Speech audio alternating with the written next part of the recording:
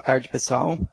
É um prazer, mais uma vez, estar aqui com vocês, falando sobre esse tema, né? Hanseníase é um dos temas, o Berdan já disse, né? Somos um estado hiperendêmico e a gente precisa, né, estar repassando aí todas as informações necessárias. Hoje a gente vai estar falando sobre o exame dermatoneurológico, né, que é né, na hanseníase, né, o principal fator, né, para que a gente possa estar fechando o diagnóstico. Como na hanseníase não existe um exame padrão ouro, né, que possa estar diagnosticando ou fechando o caso como hanseníase, é através do exame clínico, né, e do exame dermatoneurológico, que a gente tem aí a possibilidade de nos 95%, né, de chance de estar fechando, né, ou confirmando um caso como hanseníase, tá? Então, assim, eu fiz uma apresentação, né, com o conteúdo necessário, né, na parte teórica, mas a gente não vai se aprofundar muito nos slides, porque senão fica uma leitura muito extensa, tá? Então, né, às vezes em alguns slides a gente só vai estar falando superficialmente para que a gente possa estar demonstrando, ter tempo também o suficiente para estar demonstrando uma prática, tá simulando uma prática depois, ok?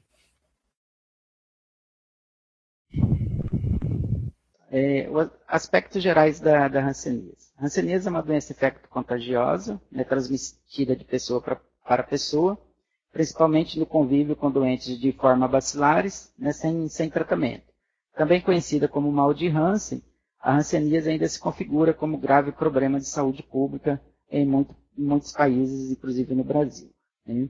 O Brasil é o segundo país, né, em diagnóstico, né, de casos novos, né, o primeiro a Índia, né, e é uma doença que tem relatos, né, há mais de 5 mil anos antes de Cristo, né, e também com relatos na Bíblia. Então, é uma doença muito antiga, né, é um problema de saúde pública, né, que a gente, né, já deveria ter controlado, né, ter essa doença controlada, né, principalmente aqui no Brasil. É claro, se houvesse, né, infraestrutura, né, investimento, né, no país e nos nossos municípios.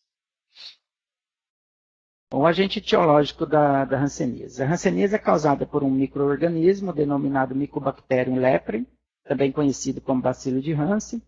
Essa foi a primeira bactéria relacionada à doença humana.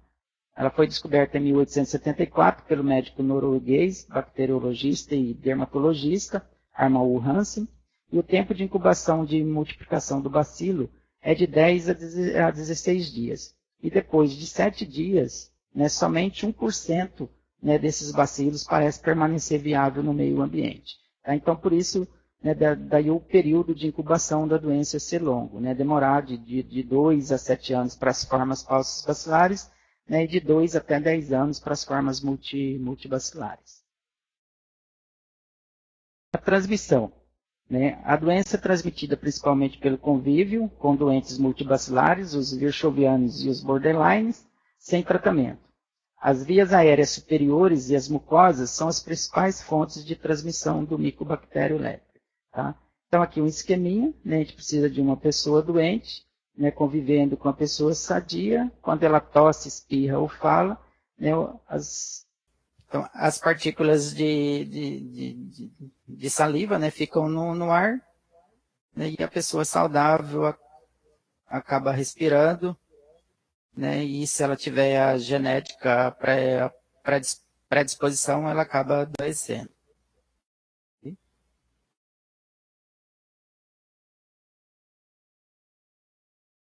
Bom, período de incubação e risco de adoecer. O Mycobacterium leprae, ele reproduz-se em média a cada 10 a 16 dias, por divisão binária simples. Esse fato associado às características imunológicas dos doentes confere à doença um longo tempo de incubação, podendo ser de 2 a 5 anos para os falsos bacilares e de 5 a 10 anos para os multibacilares. O risco de adoecer em relação à população geral é de 2 a 3 vezes entre os comunicantes de pacientes falsos bacilares e de 5 a 10 vezes entre os comunicantes de pacientes multibacilares.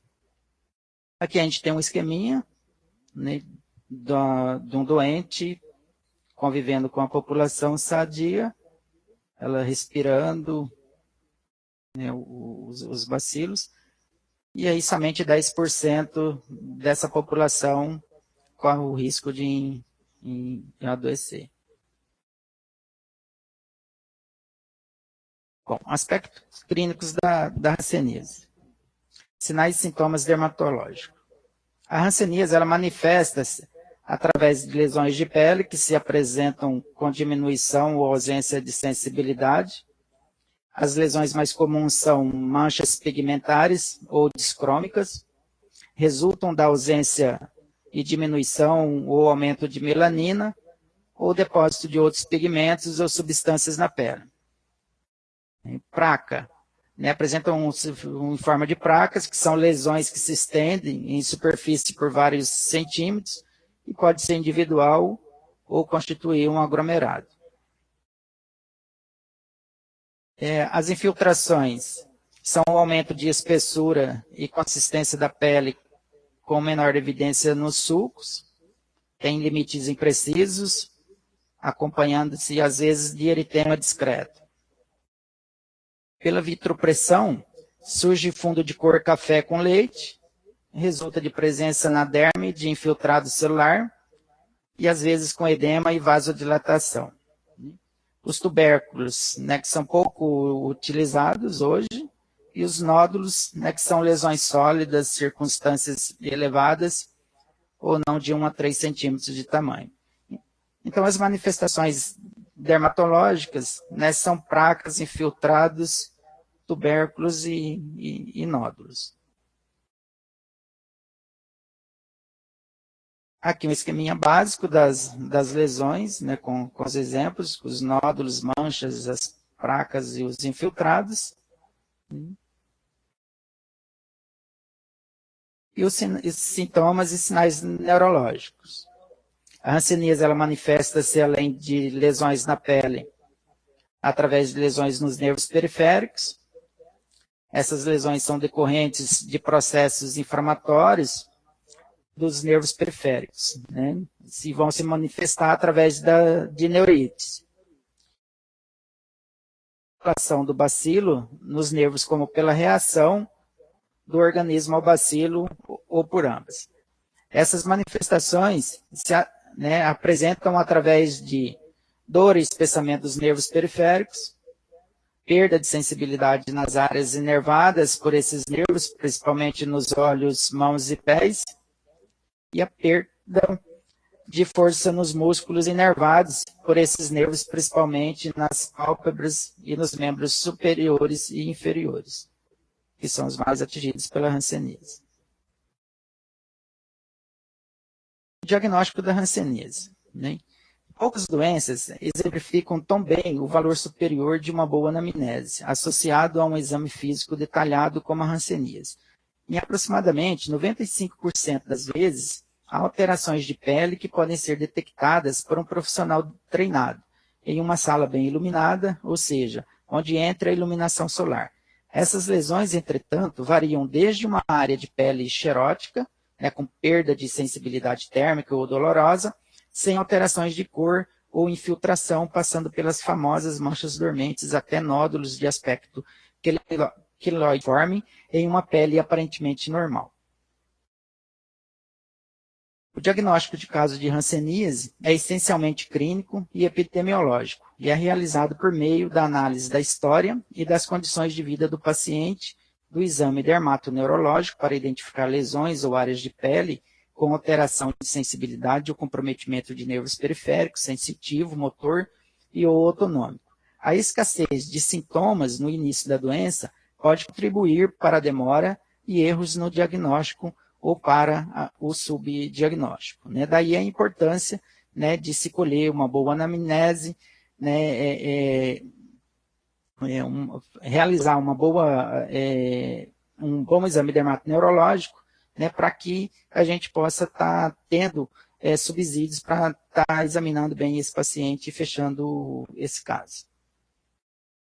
O diagnóstico clínico, ele baseia-se na presença de um ou mais dos 3 sinais cardinais da doença, que são lesões de pele com alteração da sensibilidade, né, ou acometimento de nervo periférico, com ou sem espessamento, e com associação e alterações sensitivas e ou motoras, né, ou autonômicas. E a baciloscopia positiva de um esfregaço intradérmico. Lembrando que baciloscopia, né, não é um exame padrão ouro, né, mas no caso dela positiva, né, significa que esse paciente tem a doença na forma multibacilar. Essa definição não inclui os casos curados com sequelas, né, e a baciloscopia negativa não afasta o diagnóstico da doença. Lembrando aqui que o diagnóstico, né, da hanseníase, né, e esses conceitos estão aí na portaria 149, né, que foi publicada no dia 3 de fevereiro de 2016, né, estão dispostas aí nas diretrizes para a vigilância, atenção e eliminação da hanseníase como problema de saúde pública. Né. Em relação ainda ao diagnóstico, né, principalmente em crianças, né, exige um exame criterioso diante da dificuldade de aplicação e interpretação dos testes de sensibilidade, né. Recomenda-se, então, aplicar o protocolo complementar de investigação diagnóstica de casos de hanseníase em menores de 15 anos, que é o PCID menor de 15, né, conforme a portaria ministerial, né, 149, né, de 3 de fevereiro. Né. Lembrando que, né, no caso, né, do exame dermatológico de hanseníase em menores de 15 anos, a gente pode estar utilizando, né, a solução de histamina, né, que o município, no caso, ele pode mandar manipular, né, esse produto, né, e é bem utilizado, né, por conta das respostas, né, em relação aos menores de 15 anos, né, para que não haja dúvida, né, em relação ao quente e o frio, né, ou com a criança em relação ao medo da agulha quando você for fazer o teste de sensibilidade dolorosa. Tá? Então, a histamina é um produto, né, bem utilizável, bem aceito, né, e contribui também para a elucidação do caso. A anamnese. A anamnese ela deve ser realizada conversando com o paciente sobre os sinais e sintomas da doença e possíveis vínculos epidemiológicos. Né? É um momento de interação entre paciente e profissional de saúde, né, para que a gente possa estar retirando desse paciente o maior número de informações, né, informações necessárias que venham a subsidiar, né, o exame dermatoneurológico. Tá? Então, a pessoa deve ser ouvida com muita atenção, né, e as dúvidas devem ser prontamente esclarecidas, procurando se reforçar a relação de confiança existente entre o indivíduo e o profissional de saúde. Devem ser registradas cuidadosamente no prontuário todas essas informações obtidas, pois elas serão úteis para a conclusão do diagnóstico da doença, né, e para o tratamento e o acompanhamento do paciente. Além dessas questões rotineiras da anamnese, é fundamental que sejam identificadas as seguintes questões. Alguém de seus familiares tratou ou trata de hanseníase? Há alguma alteração na sua pele? Né? Há presença de manchas, placas, infiltrações, tubérculos, nódulos? Né? E há quanto tempo elas apareceram? Tem possíveis alterações e sensibilidades em alguma área do seu corpo? Presença de dores nos nervos ou fraquezas nas mãos e nos pés? Né? E se usou algum medicamento para tais problemas, né? E qual o resultado? Né? Lembrando que, né, no estado de Mato Grosso, né, como é o estado hiperendêmico, né, a gente tem que valorizar o profissional de saúde, tem que valorizar as queixas desse paciente quando ele adentra no consultório, tá? Principalmente em relação aos sinais neurológicos da hanseníase, né, que são as câimbras, dor e formigamento.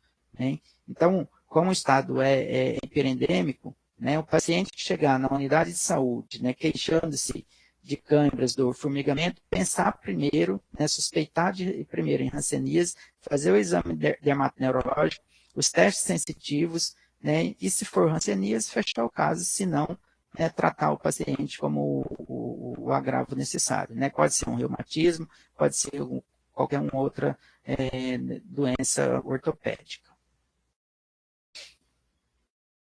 A avaliação dermatoneurológica. Né? A avaliação dermatoneurológica ela visa identificar essas lesões de pele próprias de hanseníase, pesquisando a sensibilidade nas mesmas, alteração da sensibilidade nas lesões de pele, né, é uma característica típica de hanseníase, né, lembrando que lesão de hanseníase não dói, não coça, deve ser feita uma inspeção de toda a superfície corporal no sentido crânio-caudal, segmento por segmento, procurando identificar se as áreas acometidas por essas lesões de pele e as áreas onde as lesões ocorrem com maior frequência, né, face, orelhas, nádegas, braços, pernas, costas, né, que são áreas frias, né, que são as de preferência pelo bacilo, que ele tem a preferência pelas áreas frias do corpo, né, podem ocorrer com maior frequência. E também pode ocorrer na mucosa nasal.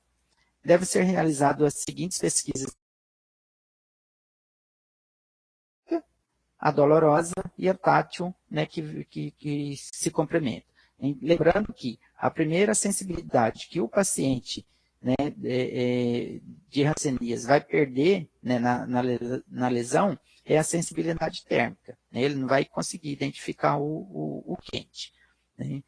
As pessoas que têm hanseníase, elas geralmente queixam-se de manchas dormentes, né, odores, câimbras, formigamento, né, dormência e fraqueza nas mãos e nos pés. Então, né, testar, né, essas condições. Né. Quando o paciente adentra no consultório, né, e a gente o cumprimenta, né, o simples apertar de mão, né, já é um subsídio, né, para que a gente possa estar classificando esse paciente como possível caso ou não de hanseníase. Tá?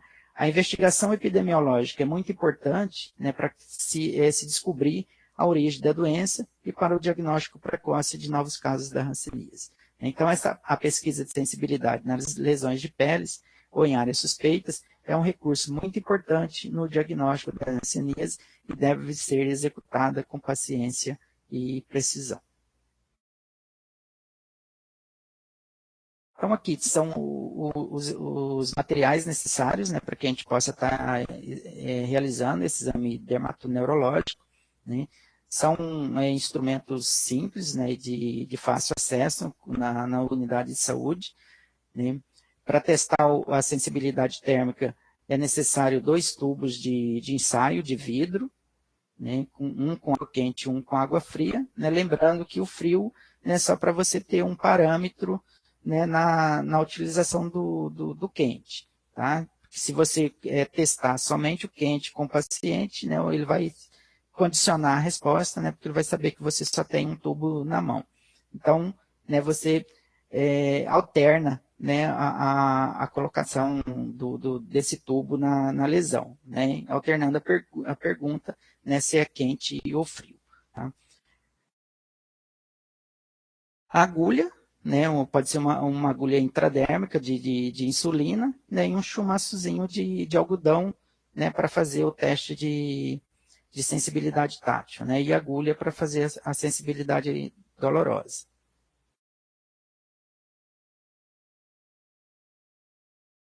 A avaliação, então, de sensibilidade das áreas inervadas pelos nervos periféricos, ela tem o objetivo de verificar, né, se existe algum comprometimento dos mesmos, né, e um dos sinais característicos da hanseníase, né, deve ser realizado da seguinte forma. Qual que é o procedimento? Procure um ambiente tranquilo, confortável, com o mínimo de interferência externa, explicar à pessoa, né, a ser examinado o teste que será realizado, demonstrar o teste numa área de pele com sensibilidade normal, né, pedir que ela feche os olhos, né, ou colocar que se mantenha os olhos fechados, teste os pontos com a caneta esferográfica de ponta grossa, perpendicularmente à pele, se não houver no momento a agulha, né, e volte a cada ponto 2 vezes para certificar-se da resposta desse paciente. Então, registrar a resposta, se sim ou não, em cada ponto, especificamente, né, de acordo com o seguinte critério. Né.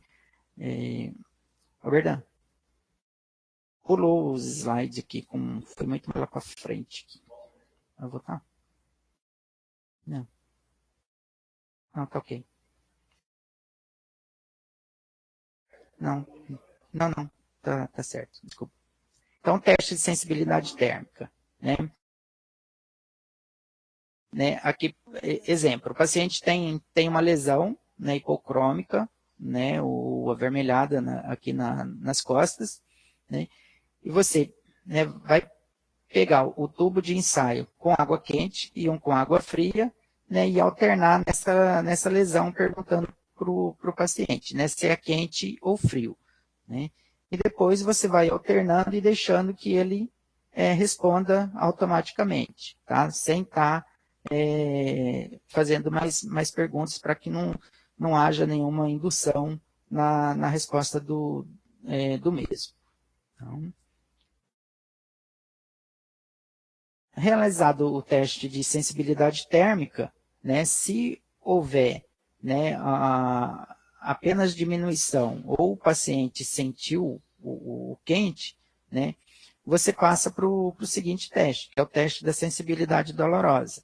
Tá? Então, com uma agulha de insulina ou com um alfinete, tá, você vai explicar o procedimento para o paciente, se é cabeça ou ponta, né, e colocar nessas lesões, né?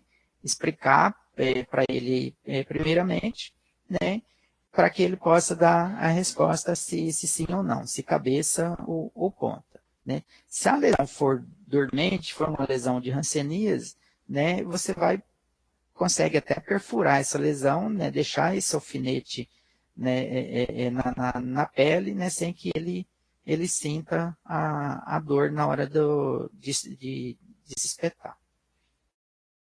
E, por último, a sensibilidade tátil, né?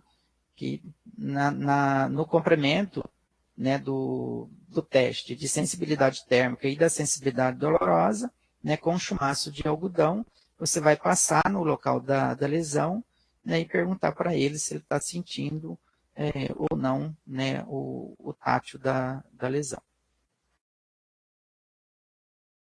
Nesses testes, né, em relação à criança, como a criança ou mesmo paciente com algum transtorno mental, você não consegue, né, a resposta, uma boa resposta, aí o ideal seria o uso da estamina.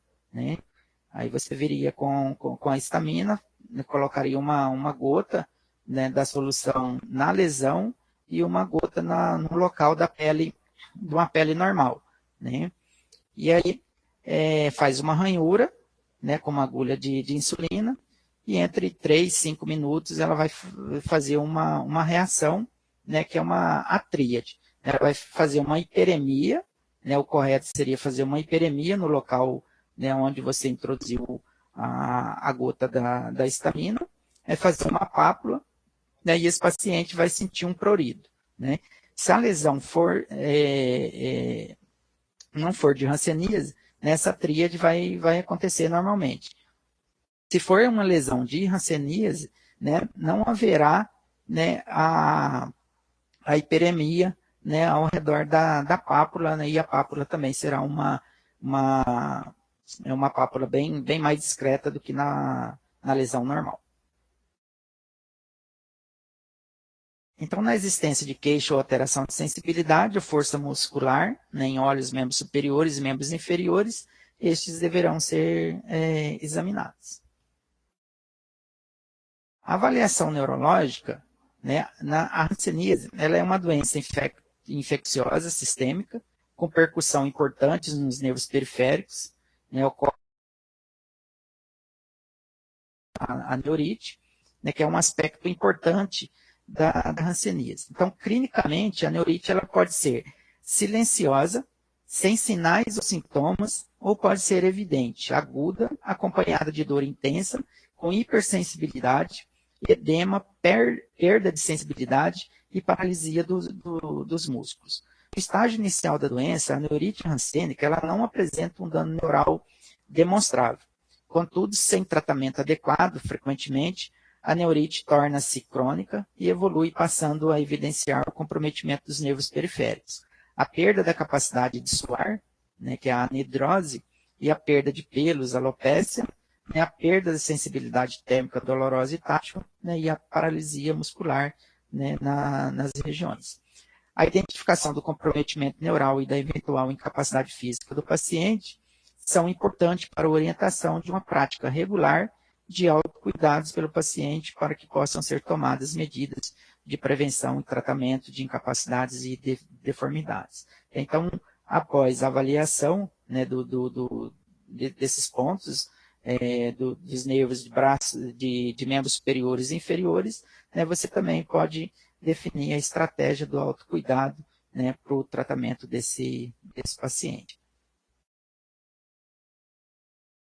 Aqui um esquema básico, né, dos principais nervos acometidos pela hanseníase, né, na cabeça facial e o auricular, né, nos membros superiores o radial cutâneo, o mediano e o ulnar, né, que uma vez comprometidos, eles poderão ocasionar agarra no paciente, né, e os membros inferiores, fibular comum, o tibial posterior e o sural, né, e aqui no caso do tibial posterior, né, uma vez comprometido, né, que vai ocasionar o pé caído no paciente. Tá? Então, comprometimento de ulnar leva a garra e o comprometimento de tibial, né, o pé caído.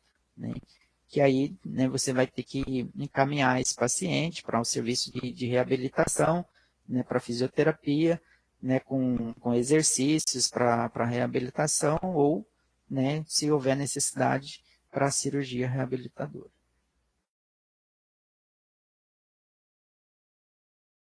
Aqui os esqueminhas, né, da palpação de nervo, né, como se o procedimento para que a gente possa estar palpando o nervo ulnar. Então você coloca o braço do paciente nessa posição, né, e realiza a palpação. Né? Se houver, né, espessamento, dor, a palpação, né, é sugestivo, né, de hanseníase. Né?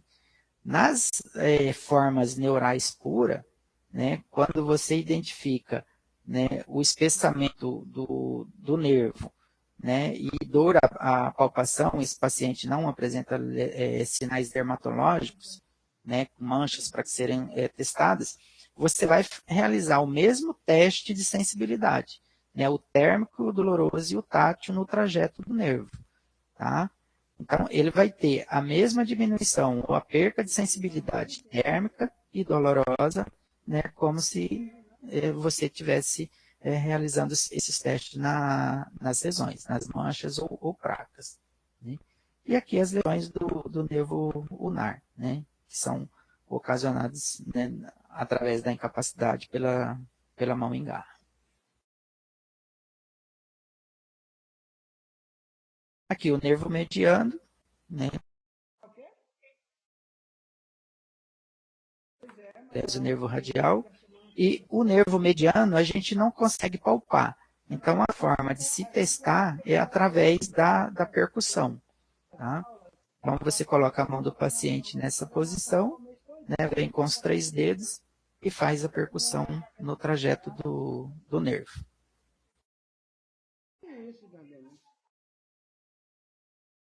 Aqui um exemplo das cirurgias de membros superiores, né, uma descompressão de nervo ulnar, né, por conta de uma neurite, né, e aqui a descompressão dos nervos numa mão em garra. Tá? Essas fotos foram feitas, né, em 2010 no curso de cirurgia reabilitadora, né, que foi oferecido pelo estado de Mato Grosso. Os membros inferiores, né, são aqui o esqueminha de como se palpar o nervo fibular, né, colocar o paciente sentado, né, numa cadeira, né, ou numa maca com a perna solta, né, e você vem e palpa, né, o trajeto do nervo. Tá? Aqui a lesão de nervo fibular tibial posterior, né, que essa complicação vai causar, né, o pé caído. A palpação do tibial, né? Lembrando que esse nervo, em condições normais, ele não é visível, né? E que você precisa fazer, né, essa compressão, né, forçar, né, o pé para que ele possa estar tá aparecendo, né, para que você tenha a possibilidade de palpá-lo, né. E assim, da mesma forma também o sural, né. Se você fizer o movimento de flexão de pé, você vai conseguir visualizar caso ele esteja espessado. Aqui uma foto da transposição de tendão, né, para reabilitar o paciente com o pé caído, né. Então, é realizada a transposição de tendão, né, o cruzamento dos mesmos com a amarradura, né, para que o pé volte à posição normal e o paciente volte a ter a marcha normal no seu caminhar.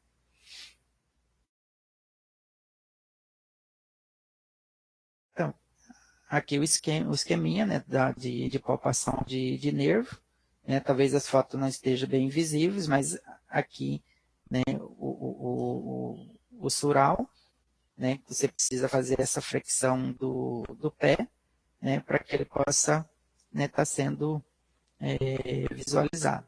Tá? Então, esse nervo aqui em condições normais, quando você faz esse movimento de flexão de pé, né, ele não é visível. Né? E aqui a gente vê, né, tão grande o espessamento neural. Esse paciente aqui, se ele não for tratado, né, adequadamente, né, e realizadas as fisioterapias, né, o autocuidado, é o paciente que vai ter, né, o comprometimento, né, do pé caído. Tá? Aqui um nervo auricular, né, que também, né, em condições normais não é visível, né, então você faz essa flexão, né, no queixo do paciente, né, vira o pescoço, né, faz uma leve compressão e você consegue visualizar, né, o espessamento neural. Né, lembrando que ele inicia aqui no lóbulo da orelha. Tá? Aqui mais um exemplo, né, do nervo espessado.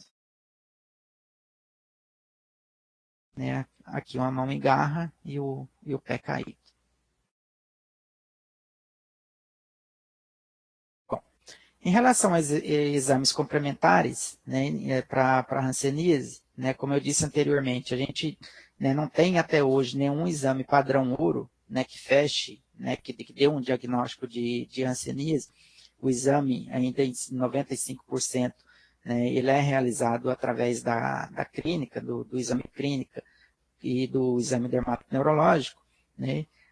Existe a baciloscopia, né, que no caso, né, de positivo, né, independente do número de cruzes no seu resultado, ela apenas vai te selecionar para que forma clínica, né, o esquema terapêutico você vai tratar esse paciente. Tá? Então, baciloscopia positiva, né, significa que o paciente é multibacilar. Tá? Baciloscopia negativa, né, não exclui a doença. Né? Lembrando que, né, os pacientes paucibacilares em determinados tuberculoides, né, tem 100% da baciloscopia negativa, né, e 90% dos dimorfos, que são multibacilares, né, e transmitem a doença, tem baciloscopia positiva. Aliás, 90% tem baciloscopia negativa. Aqui o paciente, né, com infiltrado de orelha, né, e a técnica de coleta. Né, você vem com a pinça e com o bisturi, né, faz uma pressão no lóbulo da orelha. Né, a técnica que a gente utiliza, a gente costuma proteger a vídea da pinça, né, para que não haja nenhuma laceração do lóbulo da orelha do paciente, né, e o paciente não vai sentir, né, dor, né, na hora que você pinça, faz o pinçamento, né, para fazer a homeostasia, né, e colher a linfa. Tá? A linfa não, o raspado intradérmico. Né? Lembrando que baciloscopia é coleta de raspado intradérmico, né, e não linfa.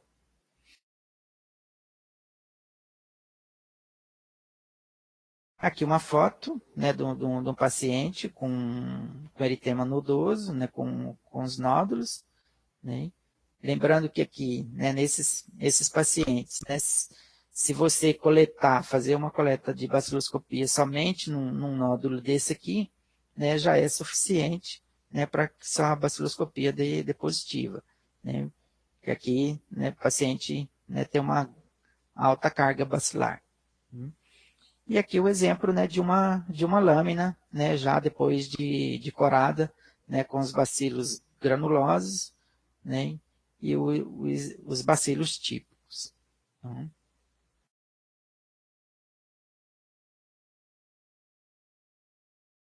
aqui o exemplo do teste de estamina, né, no menor de 15 anos. Tá? Então, o que foi feito? Foram realizados 2 pontos com uma gota da solução de estamina, uma na lesão e outra na pele íntegra. Né? E o esperado, né, é que se faça essa reação. Né? Então, uma hiperemia, a pápula, né? E aí você pergunta para o paciente se ele está sentindo, né, prurido, né, ou está coçando o local. Tá? Então, aqui, né, houve a resposta da... Eu estou assistindo a aula aqui. E aqui, na lesão sugestiva, né, só houve a pápula, né? Não fez a hiperemia ao redor da pápula. Tá? Então, isso aí já é um exame, né, complementar, né, que vai te auxiliar à conclusão e fechamento do caso, né, principalmente nos menores de 15 anos. Né? Lembrando que o teste de estamina, né, o ideal é somente para pacientes com pele clara. Né? Paciente com pele morena, mais escura, né, você não consegue visualizar, né, a hiperemia. A classificação operacional da doença, né, então depois que você examinar o paciente, né, ter ele como suspeito, você vai realizar a classificação para a forma clínica, assim, determinado o tuberculoide, né, para os falsos bacilares, né, que vão tratar 6 meses, lembrando que os pacientes falsos bacilares têm baciloscopia negativa sempre, né, e os multibacilares, que são os dimorfos virchovianos, né, lembrando que os dimorfos, né, 90% deles têm baciloscopia negativa, né, e somente 10% baciloscopia positiva. E os virchovianos, 100% de baciloscopia positiva. E na classificação operacional, né, falso bacilar, aquele paciente com até 5 lesões ou um tronco nervoso comprometido. Né, e os multibacilares, 5 ou mais lesões, né, ou um ou mais de um tronco nervoso comprometido. Aqui o exemplo dos medicamentos, né, os blister multibacilar adulto, o multibacilar infantil, né, o cálcio bacilar adulto, né, e o cálcio bacilar infantil na caixinha azul. Né. Bom, em relação à parte teórica, né, o que a gente tinha para falar, né, da importância do exame dermatoneurológico era isso, né, lembrando que a hanseníase é um problema de saúde pública, né, no nosso estado, né, é um problema de saúde pública, né, nos 141 municípios do estado de Mato Grosso, e que os nossos gestores municipais, né, eles têm que atentarem, né, para essa importância do programa, né, do fortalecimento, da implementação do programa para realização de busca ativas nos seus respectivos municípios, né, para que a gente possa estar descobrindo esses casos. Né. Lembrando que no ano 2015, né, houve 11 municípios silenciosos no estado, né. Isso não significa uma efetividade de programa, né, na avaliação e no monitoramento do programa estadual, né, significa que esses municípios não implementaram ações de hanseníase, né, para descoberta, né, dos casos existentes no seu município. Tá? Então, só para relembrar, né, que há também alguns indicadores, né, da hanseníase que são pactuados, né, com o Estado e com o Ministério da Saúde, né, e que esses indicadores, né, uma vez pactuados, eles devem ser cumpridos. Né, e que no cumprimento, né, através do cumprimento desses indicadores, né, que vai estar disponibilizados os recursos financeiros, né, no bloco da vigilância, né, para que seja distribuído para todos os agravos, principalmente. Espero ter colaborado, né, com essas informações, e a gente vai fazer uma pausa e vai fazer uma simulação de como, né, a gente coloca na prática, né, essas informações que foram colocadas aqui nessa aula, agora no momento. A primeira pergunta é da Cleusa, que faz assim: quanto tempo após de contaminada a pessoa, ela pode ter esses nervos visíveis? Quanto tempo mais ou menos é estimado? Enquanto ela não tiver o tratamento, né, esses nervos eles vão estar visíveis, né? A partir que você inicia o tratamento, né, na primeira, na segunda dose, no primeiro, segundo mês sequencial, né, já tem uma melhora no espessamento desse nervo, tá? E eles só vão continuar surgindo, né, ou estarem visíveis à palpação, né, se houver algum comprometimento. Exemplo do aneurite.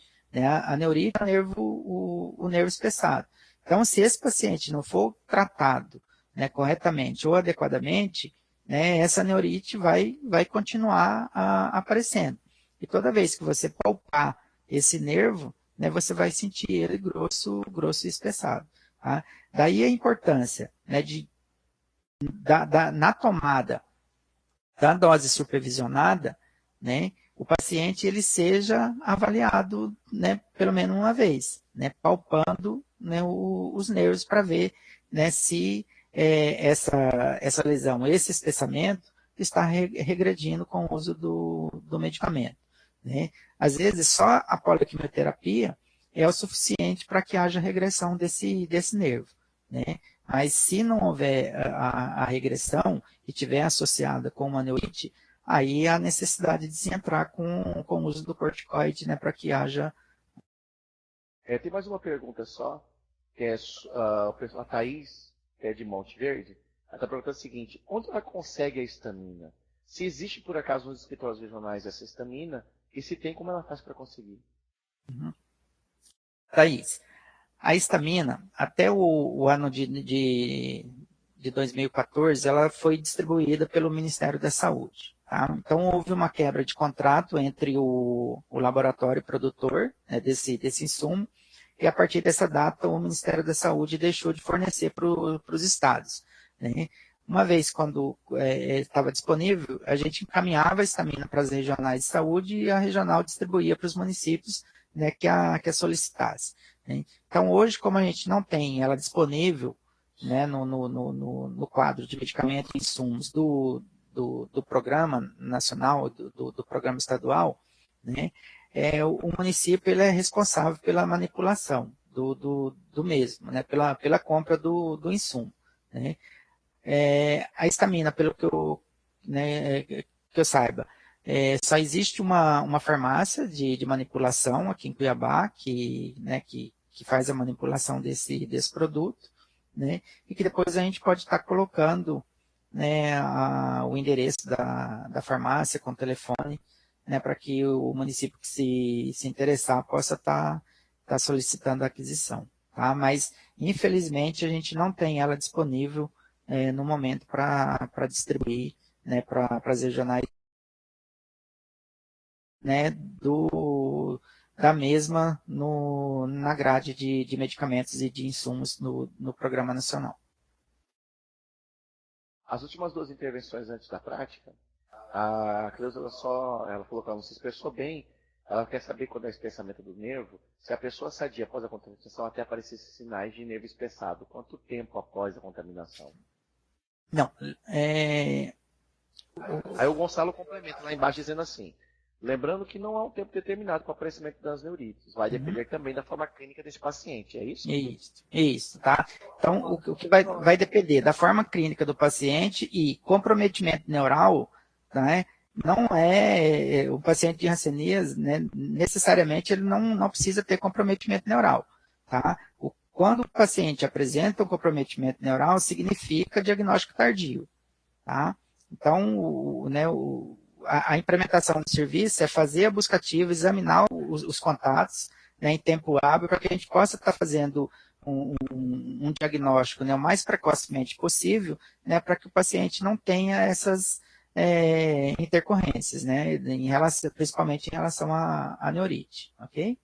Eles falam que a Cláudia falou que apresentou uma paciente que tem uma mancha sem comprometimento de nervo e iniciou o esquema de pulso bacilar e na terceira cartela apresentou outra mancha. O especialista mudou para multibacilar. No caso, ela referiu não ter tomado direito à medicação em pacientes rebeldes. Mas seria mais cabível ter iniciado com a multibacilar inicialmente? Seria essa a primeira pergunta? Bom, às vezes o que ocorre é que durante o diagnóstico, esse paciente não tinha lesões o suficiente, né, para que você fechasse esse caso como multibacilar. Tá? Então, o que é importante? Né?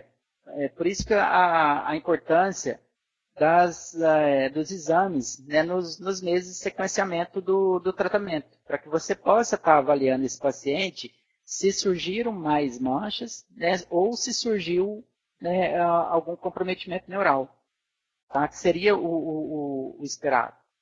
Tá? Às vezes você diagnostica o paciente como pulse bacilar, né, mas no primeiro mês, no final do primeiro mês, no segundo mês, esse paciente, né, o sistema imunológico dele vai dar uma aflorada, uma estimulada, né, e vão surgir manchas, né, que quando da primeira consulta realizada no exame dermatoneurológico, você não conseguiu visualizar essa quantidade de lesões.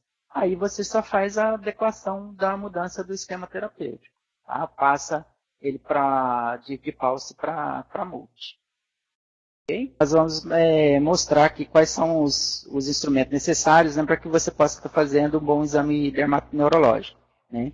Lembrando que na Hanseníase, né, como não existe o padrão ouro, né, de um exame, né, a gente utiliza, né, para o teste de sensibilidade térmica, dolorosa e tátil, né, esses insumos que a gente vai demonstrar. Então, o que eu costumo usar, né, quando dos exames ou das campanhas que a gente realiza? Para facilitar o serviço, né, a gente utiliza 2 garrafas térmicas, né, uma garrafa com água quente, aqui simbolizada pela cor vermelha,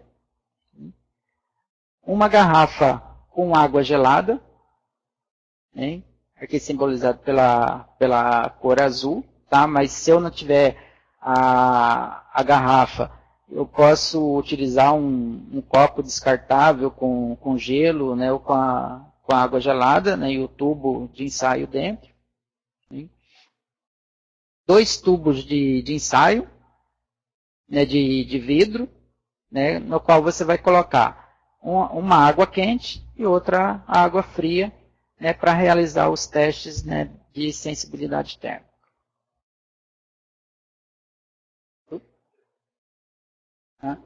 Então, voltando, dois tubos de ensaio, né, de vidro, né, um com água quente e um com água fria. Né. Também a gente utiliza um prendedor de roupa, né, para prender o tubo de ensaio, né, para que ao colocar a água quente dentro do tubo, né, você não venha se queimar. Tá? Então, como proteção, né, para o profissional. Agulha de insulina, né, para a realização do teste de sensibilidade dolorosa. E o algodão, né, para fazer o teste de sensibilidade térmica. Né? Você retira um chumaço do algodão, né, para testar na lesão.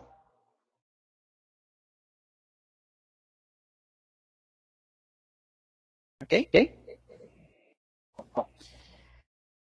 Aqui só para lembrar, o estesiômetro, né, tem alguns profissionais que utilizam o estesiômetro para fazer o teste de sensibilidade. Tá? O estesiômetro não é a ferramenta adequada para realizar esse teste. Tá? Então, o correto é utilizar os tubos de ensaio, né, para o teste térmico, quente e frio, agulha de insulina para o doloroso e o chumaço de algodão para sensibilidade. Ok? Bom. Então a gente vai simular qualquer abordagem com o paciente. Todas as informações que você colher do paciente, né, a gente anota no prontuário do paciente. Tá? Essa aqui é uma ficha adaptada, né, do município de Cuiabá. Né, a gente colocou ela disponível aí, tá, né, vocês podem baixar essa ficha, né, e o município que quiser adequar, né, pode tá utilizando, né, só mudar a logomarca. Tá? Então ela já vem com o esqueminha, né, do corpo humano, que facilita a identificação das lesões do paciente, né, os sinais dermatológicos, né, e o esqueminha dos nervos, né, mais comumente afetado pela hanseníase, tá? Que você também pode estar utilizando, né, na diagramação. E aí no final né, tem a parte da coleta da história, da anamnese, e no final da ficha, né, um exemplo do fechamento do caso. Se é um paciente com caso novo, né, se é outros reingressos e qual a forma clínica, se indeterminada, tuberculose, de morfovichoviana, a classificação operacional de qualse multibacilar, né, e qual o esquema terapêutico a ser utilizado, né, para facilitar já para a sua notificação, para o preenchimento da ficha de notificação e ter essas informações necessárias também no prontuário do paciente. Tá?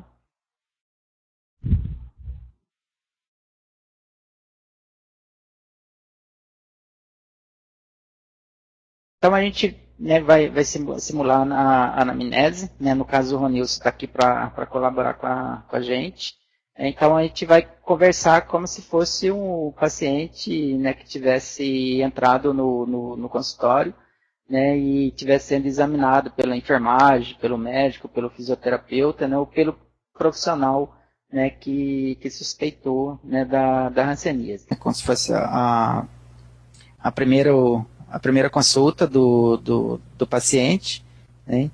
Então, lembrando que, né, é nesse momento que o profissional de saúde ele tem que aproveitar para tirar todas as informações necessárias do paciente, né, para que possa subsidiar, né, o exame neurológico e o fechamento, né, o possível fechamento do caso. Tá?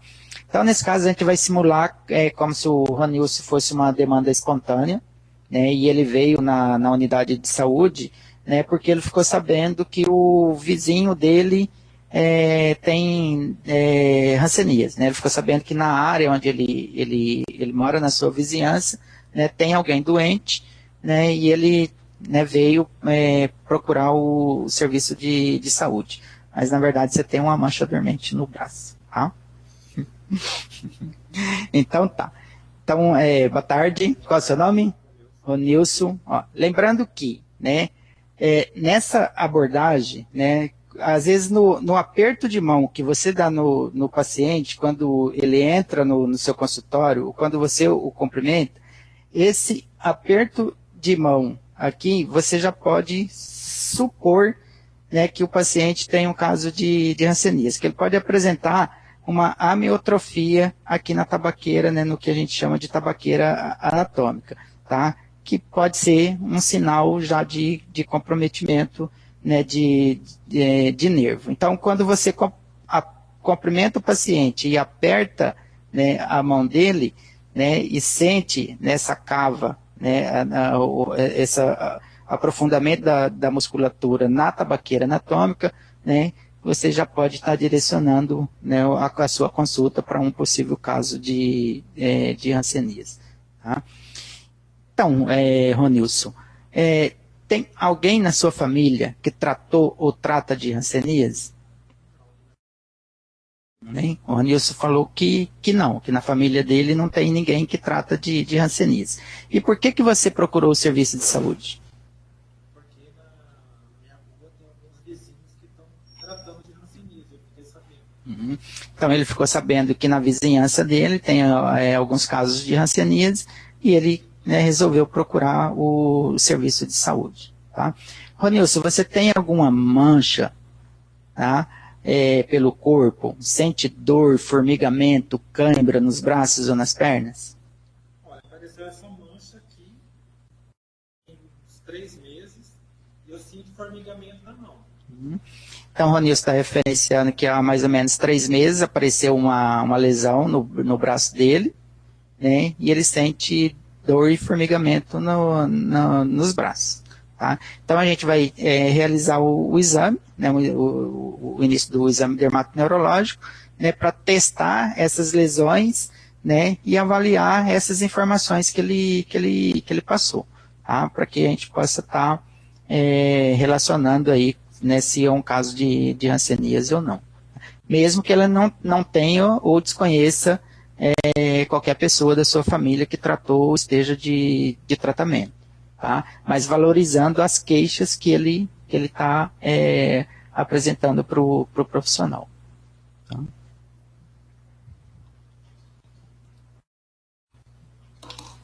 Então aqui a gente tem os 2 tubos de ensaio, né? Um com água quente e com água fria, que a gente vai utilizar para realizar os testes de sensibilidade térmica. Tá?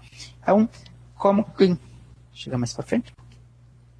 Né, para iniciar o exame, né, a gente vai ter que avaliar o Ronilson como um todo, né, a gente primeiro faz a avaliação de face, né, ver se ele tem algum sinal da doença, por exemplo, um infiltrado, né, de testa, nariz, orelha, né, se tem madarose, né, e a avaliação do pescoço, né, para ver se tem algum espessamento do nervo auricular, né. Não tem, virou, sim, ok, e a gente passa para a avaliação do membro superior, tá? Então, a palpação do radial, né? Palpa, né? Se tiver grosso e espessado, né? Sempre quando você realiza essa palpação de nervo, né? O profissional está olhando, né, para a face do paciente, porque se ele tiver um espessamento, né, com dor, na hora que você palpa, ele vai, né, você vai perceber a expressão de dor no rosto dele, tá? Então, palpou, né, faz a palpação dos nervos subsequentes, né, avalia os dois membros.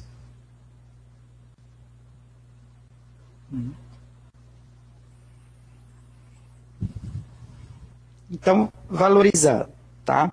Vamos supor, encontrei o espessamento neural, né? No exame. Na palpação, né? O Ronilson tem espessamento, né? E com dor da palpação, né?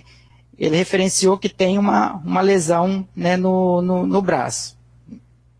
Mas se ele não tivesse lesão nenhuma, você complementou seu exame dermatoneurológico, você não conseguiu visualizar nenhum sinal, né, da hanseníase, né, através de manchas ou de placas, você vai fazer o teste de sensibilidade no trajeto do nervo que você encontrou o espessamento. Tá? Exemplo, tá? Você vai, né, o radial com o NAR, né, você sentiu, né, o espessamento, né, e dor à palpação, aonde, né, que o comprometimento desse nervo vai irradiar? Na palma da mão, tá?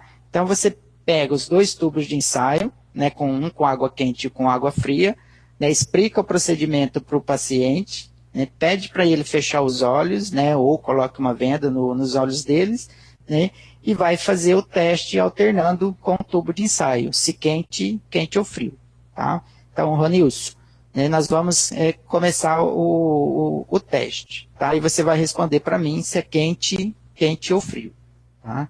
Então você vem com os 2 tubos de ensaio, né, ele com o olho fechado, né, e você vai colocar quente ou frio?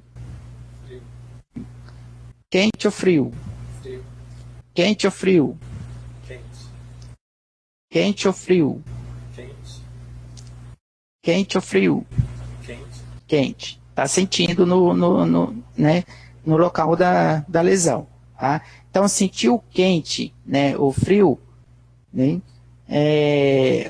o que é o gelado? O gelado é só para você ter um parâmetro, né, para tentar enganar a resposta dele. Porque se você tiver só um tubo de ensaio com água quente, né, ele vai saber que você só tem um tubo de ensaio com água quente. Na hora que você tocar e perguntar, ele vai responder que é o quente que você está colocando. Tá? Então, né, o quente e o frio é só para você fazer, né, uma alternância do tubo, né, e ter um parâmetro, né, no teste da sensibilidade. Tá? Se ele não sentiu quente, né, já significa que você tem aí, pela história da anamnese, né, da epidemiologia, né, da sua vizinhança com casos, né, de hanseníase, e pela lesão que ele referenciou, né, você já tem umas 50% de possibilidade, né, de ter um caso novo. Né? E com o exame, né, a complementação, né, para que se é realmente um caso de hanseníase ou não. Né? Lembrando que, né, perca de sensibilidade térmica dolorosa, né, não é só a hanseníase que apresenta. O paciente com diabetes, né, também tem diminuição da sensibilidade térmica e dolorosa. Tá? Então, é um diagnóstico diferencial. Né? O que você vai precisar é realizar o teste, né, com segurança, porque, né, se for um caso de hanseníase, né, o paciente de hanseníase não tem a perca total da sensibilidade térmica e dolorosa em todos os dedos da mão. Né? É diferente de uma neuropatia diabética, né? Com aquele paciente que apresenta uma neuropatia em luva. Então, o paciente diabético, se ele tiver diminuição de sensibilidade, ele não vai sentir o quente em nenhum dos dedos da palma da mão. O paciente de hanseníase, ele não vai sentir que um dedo ele sente e o outro não. Tá? Isso é um diagnóstico diferencial da hanseníase. Ok? Então tá. Ronilson teve uma perca de diminuição da sensibilidade térmica, você achou que não é conclusivo ainda para fechar o seu caso, né, você vai partir para o teste doloroso. Você vai pegar a agulha, né, de insulina, explicar o procedimento, mostrar para o paciente sempre, né, explicar o procedimento para o paciente, né, o fundo e a ponta, e vai alternar da mesma forma como você fez com o tubo de ensaio, se quente ou frio, né, só diferenciando, né, para a resposta, se é ponta ou se é fundo. Né. Se você colocar a ponta, né, comprimir e ele não sentir a dor, né, você vai conseguir até espetar a agulha na lesão e ele não vai sentir. Tá? Então já é um caso, né, praticamente confirmado de hanseníase, né? E o teste, né, de sensibilidade tátil, né, praticamente ele é pouco utilizado, porque se ele perdeu sensibilidade térmica, né, teve diminuição de sensibilidade dolorosa, né, o tátil vai ser mais nas formas brandas da hanseníase. Por exemplo, da hanseníase indeterminada, né, no qual não tem a perca da sensibilidade dolorosa, aí sim é importante você estar utilizando, né, o chumaço de algodão e ver se esse paciente está sentindo ou não a sensibilidade tátil. Ok? Sempre cuidado para não se furar, né, com a agulha. Né? A importância da estamina, né, para as crianças, né, os menores de 15 anos, né, independente da idade, a criança já tem um crescimento cognitivo bom e ela consegue te dar a resposta. Então, para aquela criança, né, que você tem a dúvida que ela não vai te responder corretamente, aí é a importância do uso da estamina, né, porque aí você vem e faz o teste, né, na lesão, né, e pode te dar uma conclusão em relação ao fechamento do caso. Tá?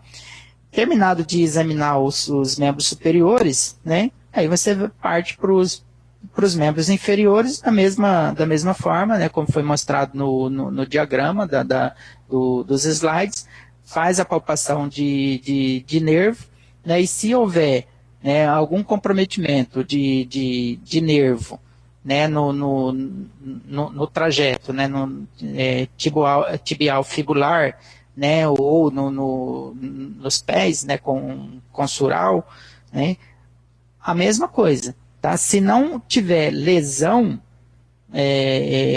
ou manifestação dermatológica, né, não tiver manchas ou placas, né, você vai fazer o mesmo teste de sensibilidade térmica e dolorosa no trajeto do nervo, né?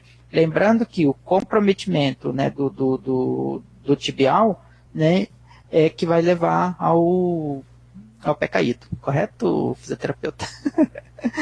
Então tá, não esqueci, né?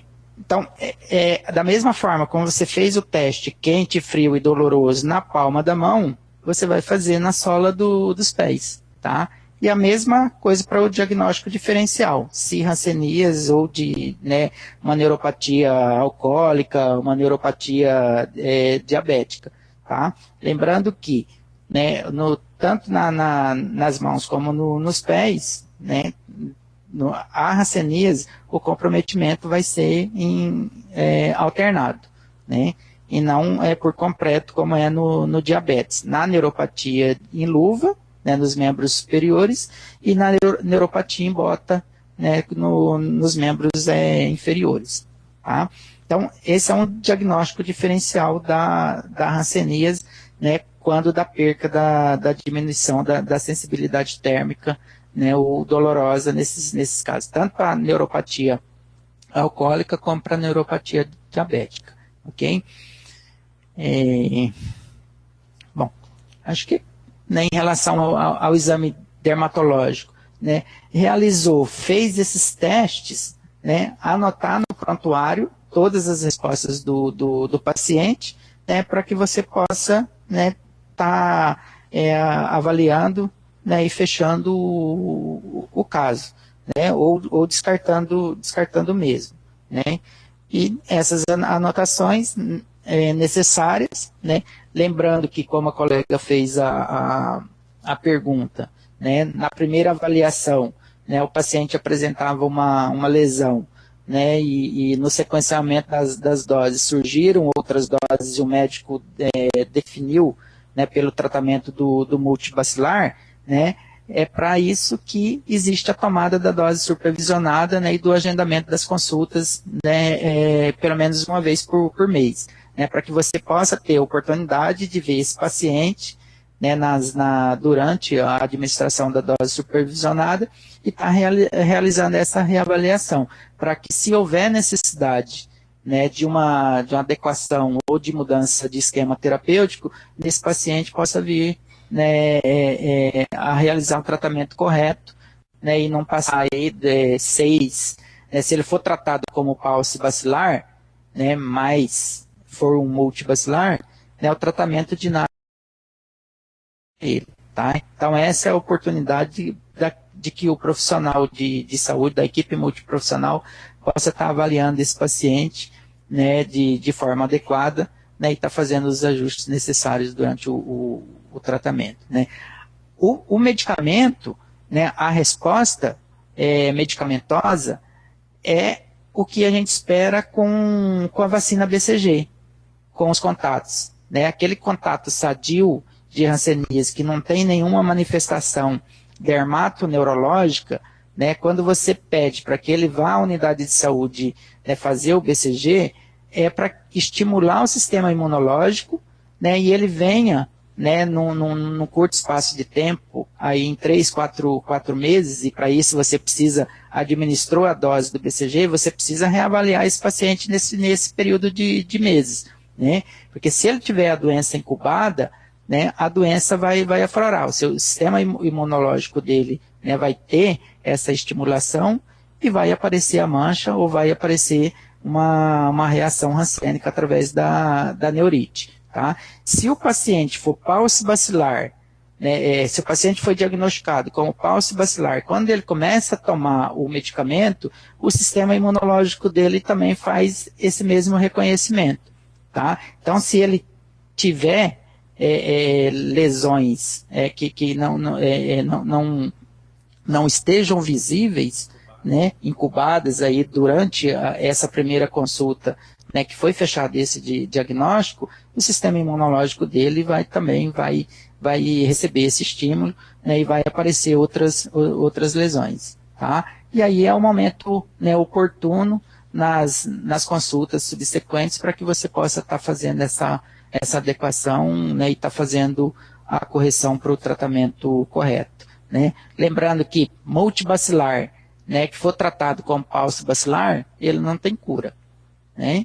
E o paciente paucibacilar tratado como multibacilar, ele vai receber uma dose de medicamento a mais, desnecessária, né, mas em relação a comprometimento de doença, né, não, porque ele vai tomar o medicamento, vai se curar da mesma forma. Tá? Mas a importância é que o paciente seja corretamente avaliado, né, para que paucibacilar receba os medicamentos paucibacilar, seja tratado em 6 meses, e os multibacilares recebam o tratamento adequado e sejam tratados em 12 meses. Ok? Então, a Cláudia, ela pede para que você repita, por favor, o áudio cortou a respeito da cura, tratamento, o pauci e o multi, por favor. Então, em relação à cura, né, do pauci e do multi, né, que eu disse que, por exemplo, se o paciente ele foi diagnosticado como paucibacilar, né, a oportunidade, né, do sequenciamento das consultas, né, das doses supervisionadas, é para que você possa estar reavaliando esse paciente. Tá? Às vezes, quando você faz o diagnóstico, né, e esse paciente é diagnosticado na forma paucibacilar, quando ele começa a tomar o medicamento, né, o sistema imunológico dele dá uma estimulada, uma aflorada.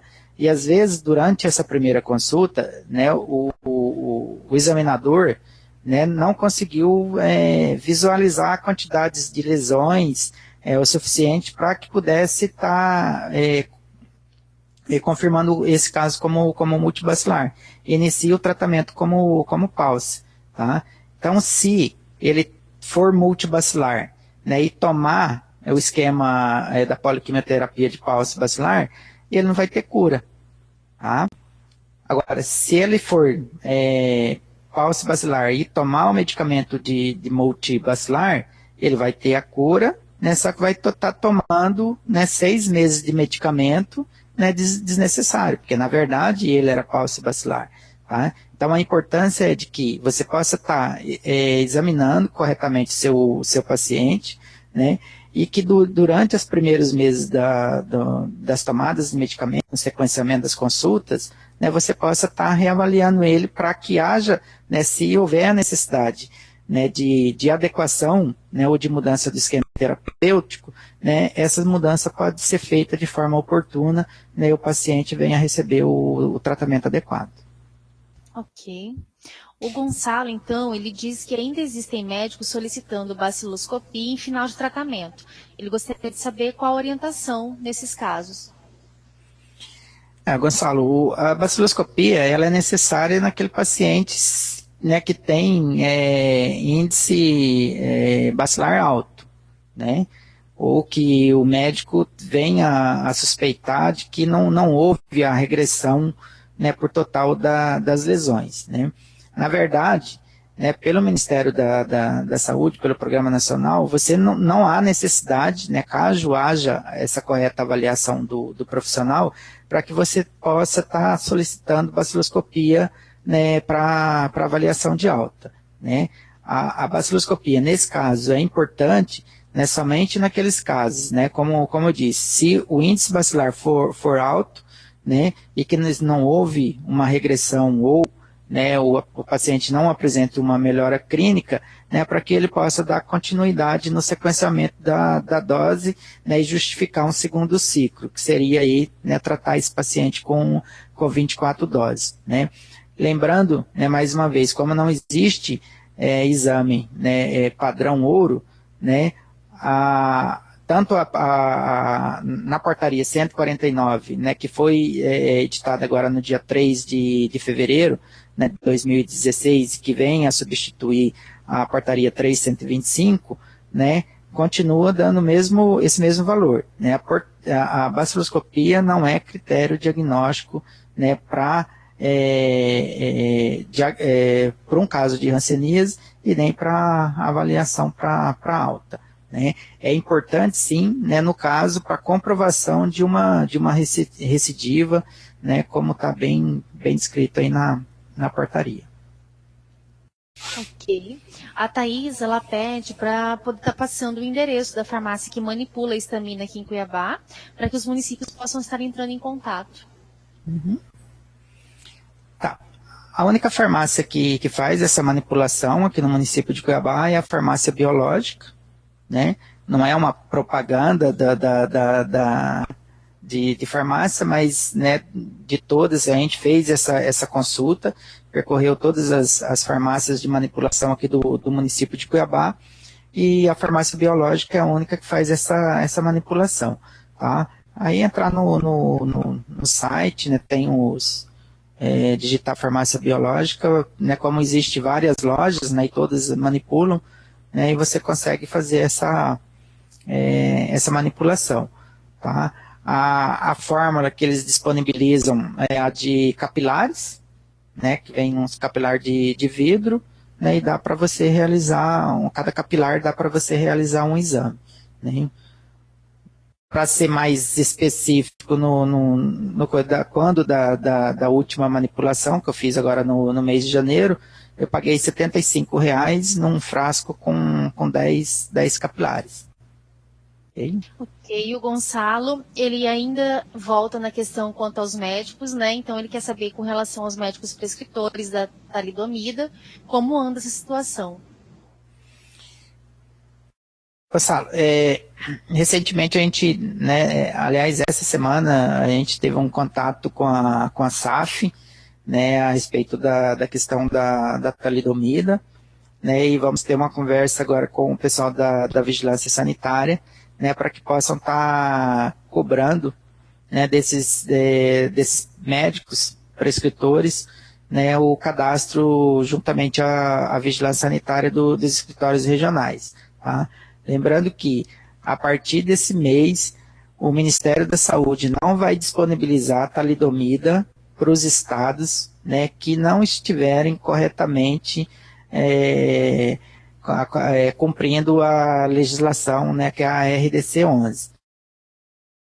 Os estados que não informarem, né, as unidades dispensadoras de talidomida, né, e não informarem, né, a quantidade de profissionais cadastrado, né, como médicos prescritores e a quantidade de pacientes em uso do medicamento, né, o Ministério vai fazer o bloqueio da remessa do medicamento, né, até que se regularize essa situação, tanto nos estados como a nível de município.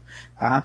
Então, cabe tanto como responsabilidade, né, da coordenação estadual, né, tá cobrando, né, dos escritórios regionais, né, para que os escritórios repassem para os gestores municipais para que possam estar cobrando desses profissionais o correto cadastro, né, para que a gente possa não ver a sofrer nenhum desabastecimento do medicamento por conta dessa desatualização. Professor Cícero, essas foram as últimas questões. Eu gostaria que o senhor, então, pudesse estar encerrando, né, a nossa web de hoje. Então, eu gostaria de agradecer a todos, né, que se dispuseram, né, tiveram esse tempo disponível aí para que pudesse estar participando aqui conosco nessa videoaula, né, na web aula, e que a gente continua à disposição na Secretaria Estadual de Saúde, né, os municípios têm aí o primeiro contato às regionais de saúde, né, e as regionais podem estar direcionando esses questionamentos para a coordenação, mas que assim, não é desrespeitando fluxo nem nada, né, mas que a gente está disponível também para os municípios. Os municípios podem entrar em contato com a coordenação, né, com a área técnica, né, através do... Bom, gente, infelizmente, nós tivemos um problema de queda de internet. Então, a gente está encerrando a web, porque nós tivemos um problema de queda e provavelmente a internet não vai se sustentar. Mas então, eu agradeço a todos por terem participado dessa web aula.